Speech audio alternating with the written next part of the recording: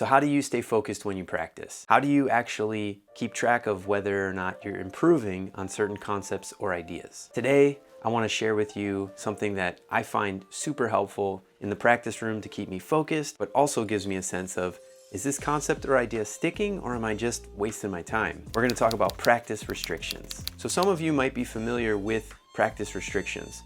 Some of you may not.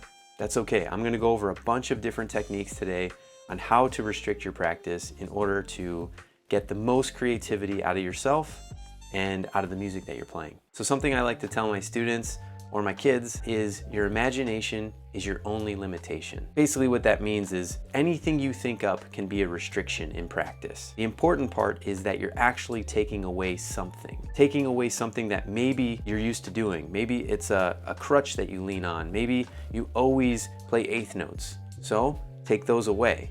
And I actually wrote a list down here about different exercises in practice that you can do to restrict your practice and force out as much creativity as possible. Okay, before we get to the list, I just want to say that I would only implement one restriction at a time. As you get more and more advanced and able to focus on these restrictions, you can add more restrictions in and make them a little bit more complex. But for now, let's just take these basic restrictions and go with those. So the first one is note restrictions. What do I mean by that? Well, sometimes we like to play eighth notes through entire bars and not stop. With the note restriction, you're only allowed to pick between 2 and 5 notes per bar.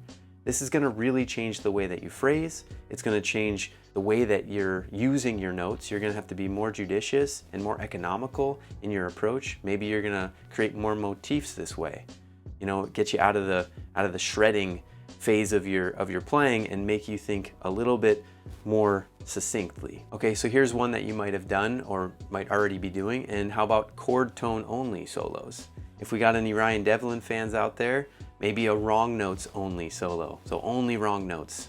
That one's for you, Ryan. How about rhythm restrictions? So maybe making a 1 bar or a 2 bar rhythm and playing just those rhythms for an entire chorus. You're gonna get really creative with your note choice, again, just using these specific rhythms. You're also gonna be getting a repetition of rhythm in your head that will eventually come out in your solo subconsciously and really help you interact with the rhythm section. All right, this one's tricky.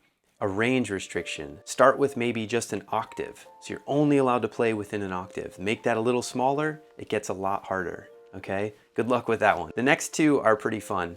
Dynamic restrictions, so playing choruses really, really soft or really, really loud. I think we all probably play at a higher level for the most part, but remember, dynamics within a solo can really bring your solo to life.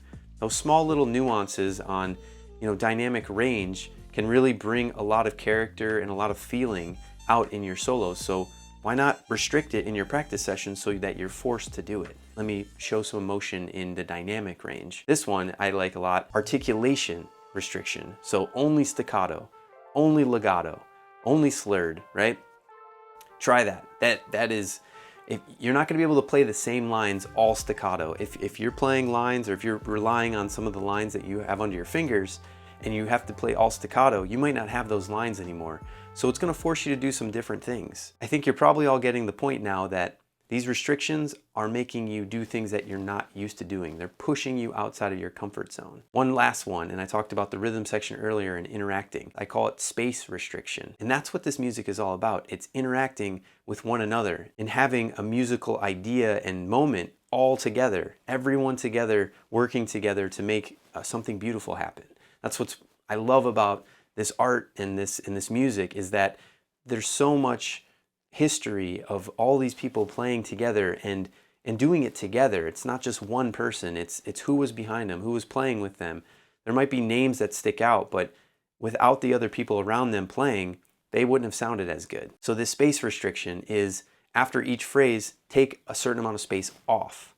Maybe that's 1 bar, maybe it's 2 bars, but it's gonna give you a chance and give the rhythm section a chance to respond to what you're playing, and it's going to give you a chance to respond to what you had just played. Your awareness level should be higher at this point, and you think about, oh, what did that last phrase end with? Maybe I'll start with that on my next phrase. So that little bit of space is going to give you some time to react and interact with the rhythm section, which some of you might not be doing, and they want to interact with you. So Let's have it happen. You're gonna start finding different ways on how to restrict your practice. You're gonna think of things just driving in your car. Oh, maybe I should try that. Oh, I'll try this in my practice session. It's really fun. And one of the cool things that your brain is doing when you're not practicing is figuring out ways on how to get around those restrictions and giving you basically another practice session in your subconscious. It's a very, very fun, awesome technique. You should be having fun in the practice room. I'm here just to give you some tips and tricks in the practice room, since it's one of my favorite things to talk about in music education is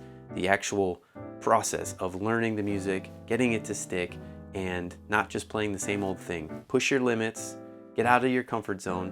That's how you're gonna grow. All right, until next time, always positive, always progressing. Later.